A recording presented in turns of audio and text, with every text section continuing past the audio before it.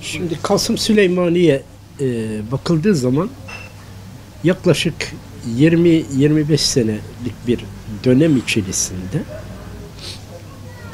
İran'ın Yemen'den tutalım Afrika, değişik İslam ülkelerindeki uzantı ve operasyonlarının bir numaralı adamı gibi görebiliriz bu anlamda. Kudüs ordusunun başında falan, Irak'taki rolü, Suriye'de, Yemen'de vesaire.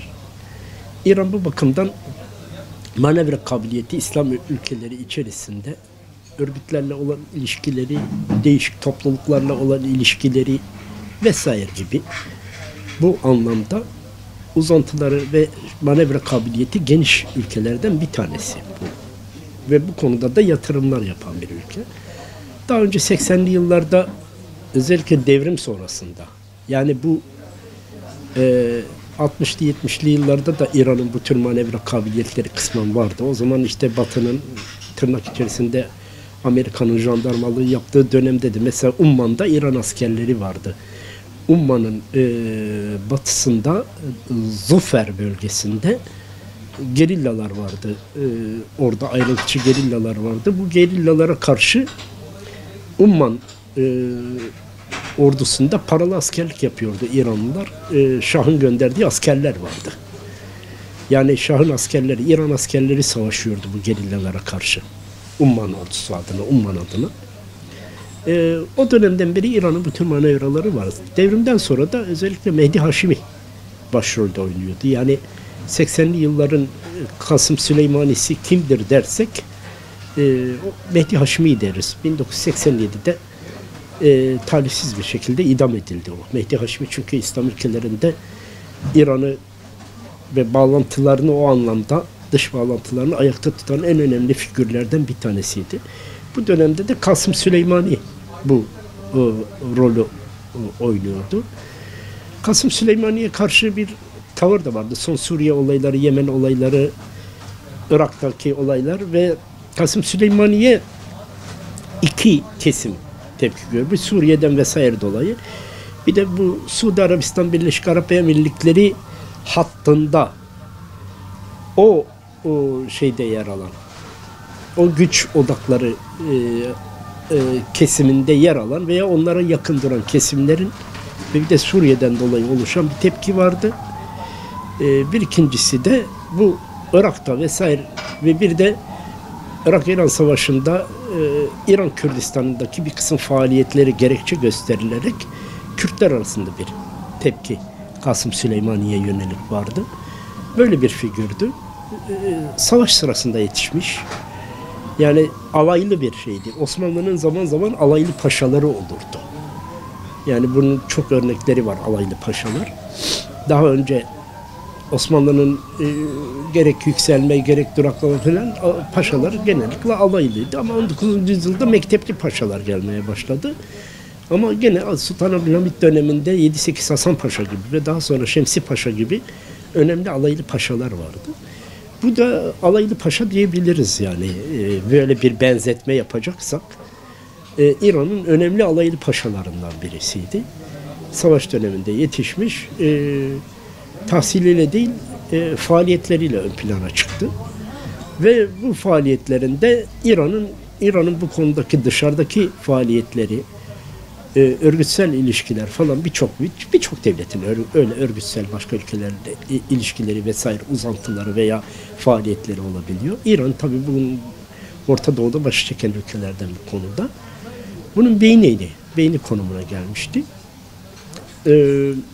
Ve bu şekilde bir operasyon sonucunda konvoyla birlikte öldürüldü. Bir konvoy içerisindeydi, öldürüldü.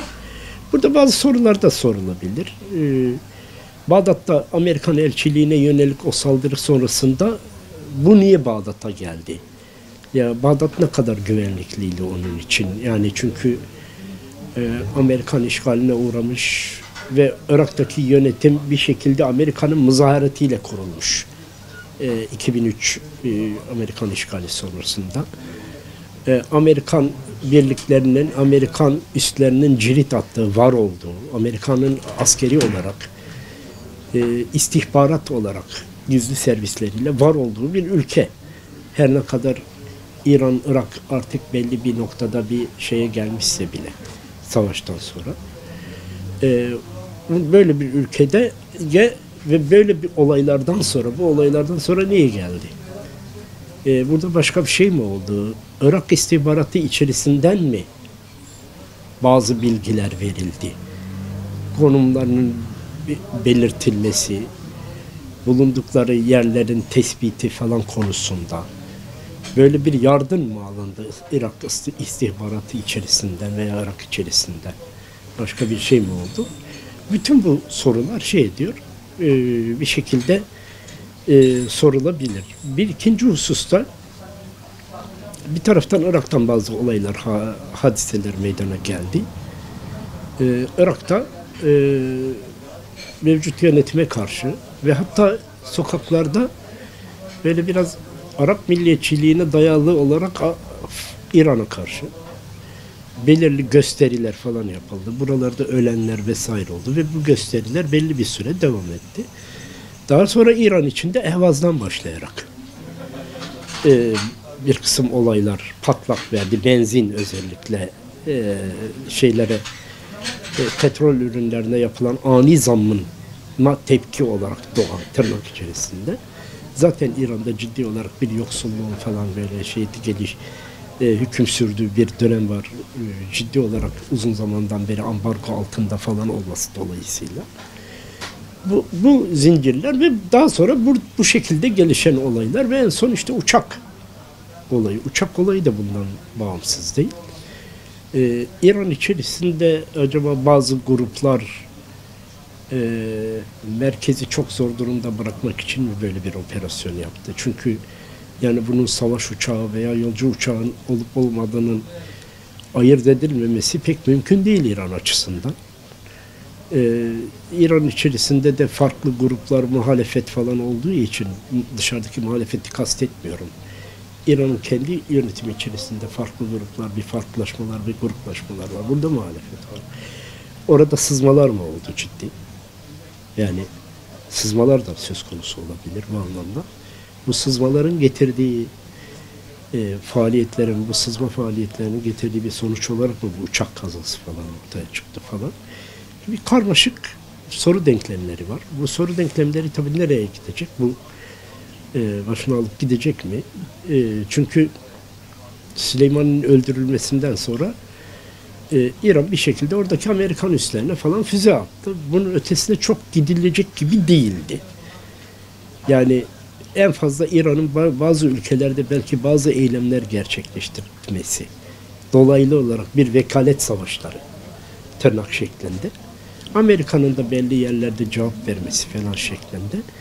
Bu şekilde bu minval üzere biraz daha düşerek tansiyonun daha düşük yoğunluklu bir karşılıklı birbirlerine karşılıklı taarruzlar şeklinde cereyan edeceği tahmin ediliyordu. Yalnız uçak krizi bunun hangi yöne seyredeceği konusunda bir belirsizlik doğurdu. Belli ülkelerde belki bazı Amerikan veya Amerika'ya yakın hedefler, Amerika'ya yakın olan devletlerin ya da grupların ya da entitelere yönelik olarak bazı olaylar gerçekleştirilebilir. Zaman zaman diliyordu. Mesela Lübnan'da Hizbullah bir taraftan İsrail'e kuruluş aşamalarında falan Hizbullah böyle eylemler oluyordu. Ve bir de Amerikan deniz piyadelerine yönelik eylemler Lübnan'da falan söz konusu oluyordu. Lübnan'da. Buna benzer eylemler olabilir diye düşünülüyordu. Bu da çok yüksek yoğunluklu bir şeye yol açmayabilir. Amerika'da böyle bir şey. Bir de bu tabii herkes sadece Trump'ın seçim şeyine yok. Trump'ı ikna eden belli çevreler de var. Bu seçimle olan bağlantısı %20 olabilir en fazla. Onunla da ilişkili ama başka sebeplerle de bu yapılmış olabilir. İran'a yönelik olarak böyle bir karşı hamlenin yapılması. İran'da tabii belli bir karşı hamleler yapar. Ama bu büyük bir savaşa dönüşmesi konusunda iki tarafında belli şeylerden sakınacağı kanaatindeyiz. Bir delilik yapılmazsa. İki taraf da istemiyor yani aslında savaşı. Büyük savaş istemeyebilirler. Çünkü bunun Amerika sonuçta belki diyelim tırnak içerisinde büyük gücüyle galip gelebilse de bu konuda Amerikan hedefleri de ciddi olarak belli yerlerde, başka şekillerde de daha büyük başka olaylara işin içinde Çin var çünkü. Rusya belki bu konuda kendini biraz geri çekebilir bazı konularda. Ama Çin ne tür bir tavır takınacak? Çin'le olan ilişkiler konusunda ve Çin'in burada alacağı konum, pozisyon ne olacak? Bu konuda bir belirsizlik olduğu için onu kolay kolay göz önüne alamazlar yani diye düşünülüyor. Bir de işte Suudi Arabistan vesaire var. Amerika biraz aslında burada Kasım Süleyman'ı öldürerek sadece İran'a değil, İran'a, Türkiye, Suudi Arabistan'a, bütün bölge ülkelerine biraz gözdağı verdi. Böyle şunları bunları yapmayın, sakın Çin'e falan böyle yanaşmayın. Bak ben gelir işte Bağdat'ta Kasım Süleyman'ı İran'ın bir numaralı aktörlerinden olan yani İran'ın çok önemli roller oynayan bir adamını, generalini bu şekilde vurabilirim. Bu sizin için de geçerli tarzında. Yani Suudi Arabistan, Türkiye vesaire ayrımı yapmadan bütün bir bölgeye bir gözdağı olarak da değerlendirilebilir bu. Amerika'nın kendi içinde çok ciddi kırılmalar olmadığı müddetçe ve Amerika'nın karşısında büyük bir dünya gücü bu anlamda çıkmadığı müddetçe bunlar biraz zor. Bu sadece zaman kazanılır biraz. Ve biraz Amerika'nın bölgede verdiği zararlar azaltılabilir. Belirli hamlelerle. Yani bu bir poker oyunu gibi düşünün. Elde kartlar ve aslar bu tarafta az. Amerikan tarafında çok. Ama Amerika'nın kendi içerisinde çelişkiler biraz. Amerika'da yani iki tane ana sıkıntı var. Kendi içerisindeki çelişkiler görünür hale geldi. Zaten vardı. Kennedy'nin öldürülmesi vesaire 60'lı yıllardan beri vesaire. Yani Amerikan İç Savaşı'ndan sonra Amerika kendiyle yeni bir düzen kurdu. Çünkü İç Savaş Amerika'nın en büyük kırılma noktasıydı. Ondan sonra kendine kurduğu düzen içerisinde zamanla İç Savaş'tan yaklaşık olarak 100 sene bile geçmeden, bir asır bile geçmeden 1865'te biten İç Savaş'tan geçmeden Amerika dünya devi haline geldi. Tabii o dönemde iki bloklu sistem vardı. Doğu bloku ve Batı bloku, Sovyet bloku diyelim. Sovyet bloku çöktü. Amerika adeta neredeyse rakipsiz tek başına gibi kaldı. Şimdi Amerika'nın içerisindeki çelişkiler, kendi içerisindeki farklılaşmalar, Amerikan toplumundaki bazı değişmeler, biraz bir hantallaşmaya doğru gitme Amerikan toplumunda. Kendi asli unsurunu oluşturan Protestan, Kuzey Avrupalı beyaz Amerikanı kastediyorum yani. Bunlarda biraz hantallaşma söz konusu vesaire, sürekli beyin göçleriyle ayakta duruyor.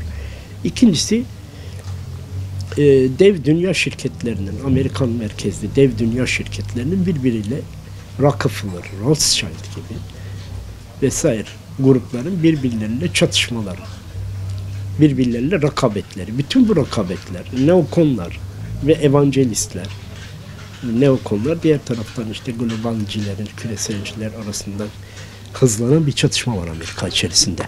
Küreselcilerle neokonlar ve evangelistler arasında çok ciddi bir rekabet var. O rekabet iyice su yüzüne çıkmış durumda.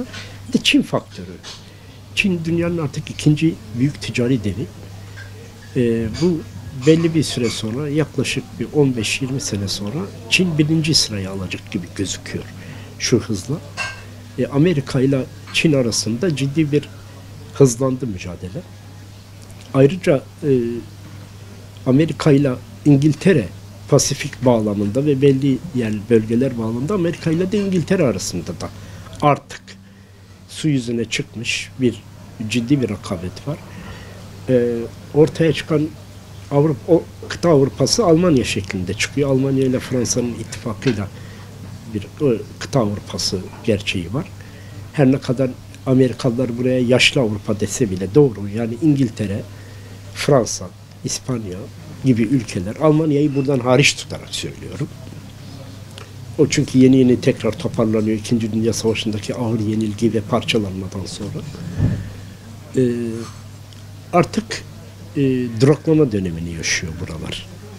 Avrupa standartında söylüyorum. Türkiye ile falan karşılaştırarak demiyorum. Ama bir İtalya olsun, İspanya olsun, Fransa buna dahil, İngiltere, Hollanda vesaire gibi ülkeler, Almanya'yı dışarıda tutarak söylüyorum, duraklama dönemlerini yaşıyor. Böyle bir durum söz konusu. Rusya'nın tekrar işte her ne kadar Amerika ile tamamen aşık tutacak bir hale gelmese bile Sovyetlerin dağılması sonrasındaki o şaşkınlık, o büyük sarsıntılardan sonra tekrar Putin döneminde kendini biraz daha toparlama, tekrar yükselişe doğru bir gidiş var Rusya'da da. Rusya işte İran'la olan ilişkileri, İran'ın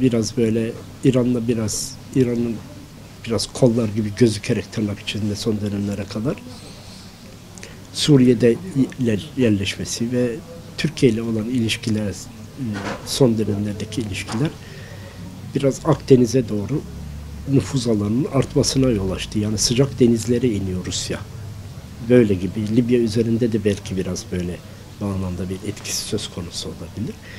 Böyle bir dengeler var. Bu dengeler içerisinde durum tabii nereye gidecek? Eğer Amerika, Trump bir delilik yapıp yani bu işi büyük bir savaşa dönüştürürse o zaman değişik bir şey olur. Yani Amerika işte İran'a yönelik olarak İran'daki rejimi tamamen yıkmaya yönelik anlamda askeri müdahaleyle, yani iç karışıklıklarla değil de şu ana kadar hep böyle iç karışıklıklarla biraz bazı şeylere yaptı. Ama diğer taraftan da Afganistan'ın işgali ve Irak'ın işgali doğudan ve batıya İran'ın önünü açtı. İran'ın nüfuz alanının genişletmesi, işte Suriye, Yemen vesaire buralarda, Lübnan üzerindeki etkisinin artması biraz Irak'ın işgali bir taraftan da Afganistan'ın işgali. Böyle İran'ın doğudan batıya nüfuz alanı gelişti. Yani tırnak içinde bazılarının dediği gibi Şii hilali falan oluşması. Diğer taraftan Suudi Arabistan, Birleşik Arap Emirlikleri'nin oluşturduğu ve bir de 100 yılın anlaşması dedikleri İsrail ile birlikte yaptıkları öyle bir blok oluştu orada da. Öyle bir blok da var. Türkiye'de bu blok karşısında ne yapacağı konusunda falan böyle bir arayış içerisinde uzun süredir. İlk önce Suudi Arabistan ve Birleşik Arap Emirlikleri bloku üzerinden özellikle Suriye olayları bazında böyle bir içerisinde davranıyordu ama 2016'dan itibaren bu değişti. 2016 sürecinden itibaren Türkiye işte İran-Rusya bandına doğru işte Amerika'nın kendisini etmesi, Amerika'ya olan tüm güvenler veya Amerika ile olan ilişkiler iyice böyle belli bir bozulma noktasına falan geldi.